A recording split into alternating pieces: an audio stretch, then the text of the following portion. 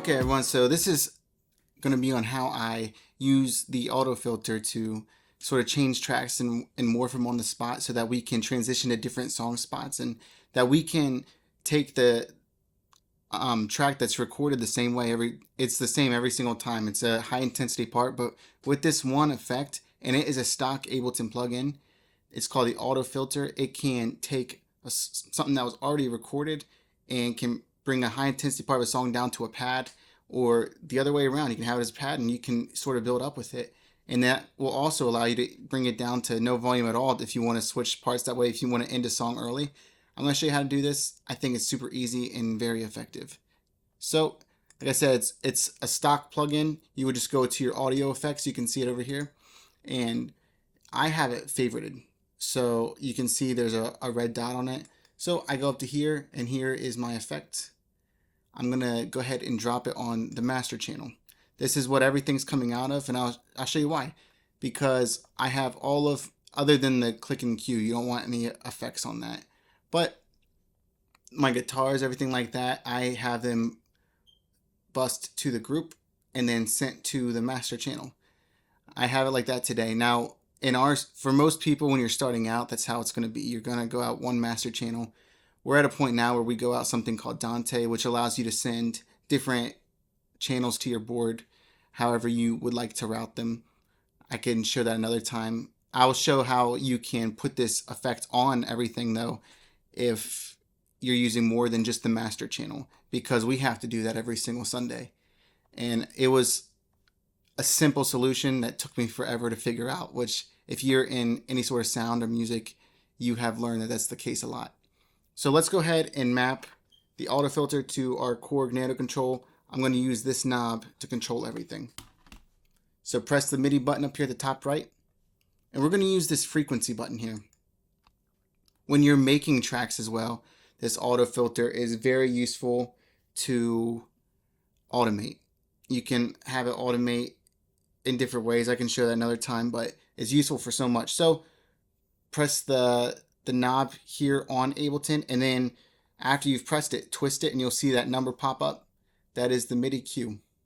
So this is now going to work the auto filter. You can see it's moving with me here. So let's go ahead and take a pretty high intensity part of the song, Make Room. This is from our set that we're doing this Sunday. I won't be there. I'll be preaching and leading worship at a church in Delaware. But our team will be using this. So as you can hear, it's definitely a more intense part of the song. It's the instrumental before the bridge. But watch how this changes right on the spot.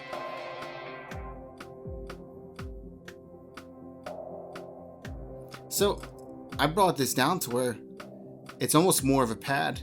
And you could even have this on a loop if you wanted to. It's the same chords the whole way through the song. So however you'd want to change it, I mean, this works great. So say you're at this intense part of the song and you want to go back to the chorus too. I'm going to go out of timing here. Usually I would wait till, we'd play the whole chord progression. But let's go ahead and go back. 2, 3, 4. And just like that, we decided we're going to do chorus 2 again. So say we're on chorus 2 and we want to skip this instrumental and go to the bridge.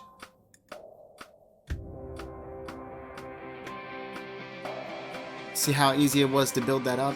I think that is just a great tool for us to, especially if we don't have a lot of live musicians, that we can, if you have somebody who is able to start running the tracks for you and is able to sort of feel out the music, that is a gift that God has given you, because it's not always easy to feel out what the leader wants. I always encourage, like I've showed you before, we have this talkback channel over here.